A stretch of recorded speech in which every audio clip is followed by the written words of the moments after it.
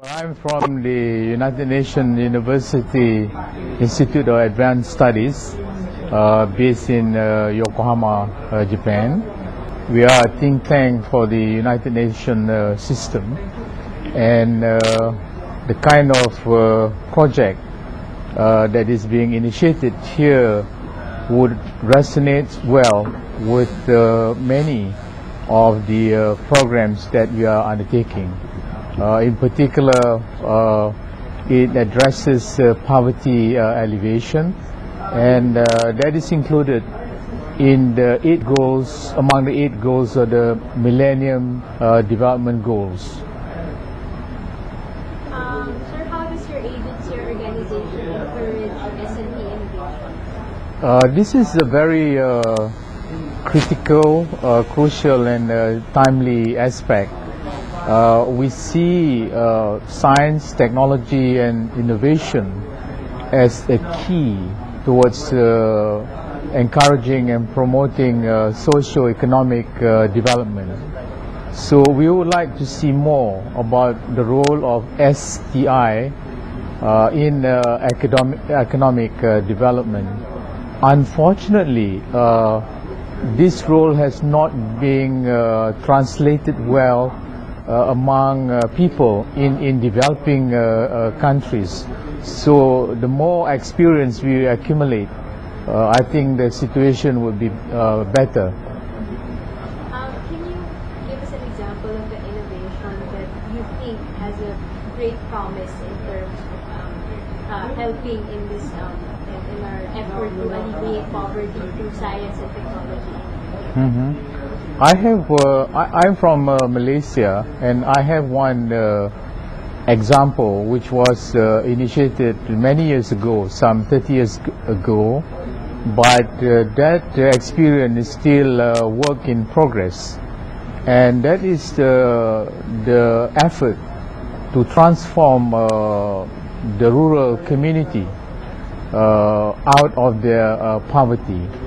What I have in mind here is the Federal Land Development Scheme, where each landless family was given 8 to 10 acres of land to plant oil palm or rubber.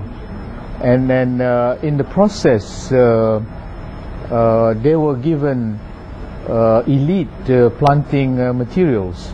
And that planting materials were really developed through science and technology research in producing, say, high-yielding oil palm trees. So in that long process, a country like Malaysia had demonstrated that science and technology can play a constructive role towards poverty alleviation. Sir, as part of the project advisory committee, so what can you say, what's your advice on the project, how we would go about the project, and how do you think will this project help, for example, Malaysia, the BOP in Malaysia? Well, I think this project is a very good start, and as I said earlier, it's timely. It is important at the outset to collect as many case studies as possible, best practices, if you will, that could demonstrate how such an approach could contribute towards the well-being of the so-called base of the pyramid sector of our population. Eventually, I think such an undertaking should involve multi-stakeholders, and that would range from academia, researchers, right to people in the private sector, the government and NGOs. Any effort towards poverty alleviation would have to be tackled in that context. So I would imagine from this particular project,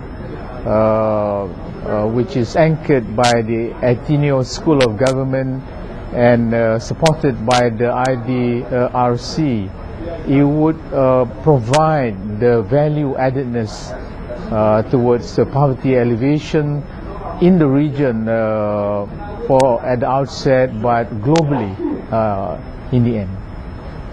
Sir, last question. Can you recommend, like, for example, 3 priority areas where you think this project can make an impact in terms of improving the lives of those in the field? Yes, I think we have to go by what is understood by the global community as the pressing global issues of today.